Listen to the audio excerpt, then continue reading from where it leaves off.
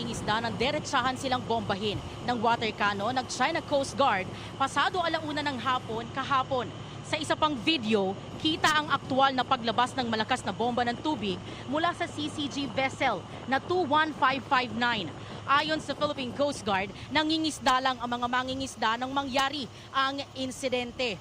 Ayon sa PCG, 2 bangka ng mga Pilipinong mangingisda ang tinamaan. Isa raw sa mga ito na puno ng tubig na posibleng ikasira ng engine nito.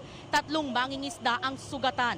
Nagtamo sila ng sugat, galos at gasgas sa iba't ibang parte ng katawan. Binigyan sila ng pangunang lunas ng PCG kaninang umaga.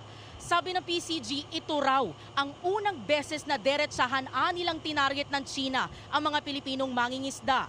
Bago nito, hinaras din daw ng China ang PCG vessels na nagpapatrolya sa West Philippine Sea.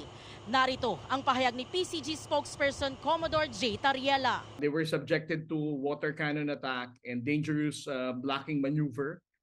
This was done by China Coast Guard 21559 and 21562.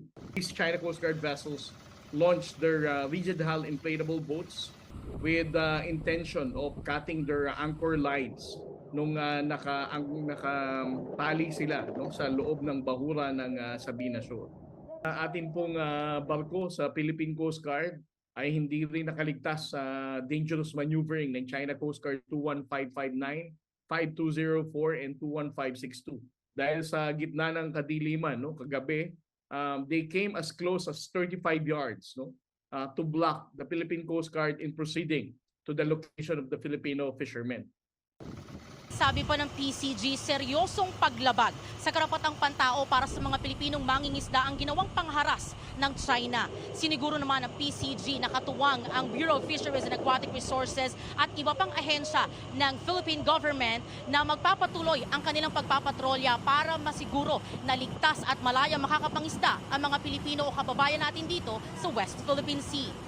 Mula po dito sa West Philippine Sea at para sa GMA Integrated News, EJ Gomez, nakatutok, 24 oras.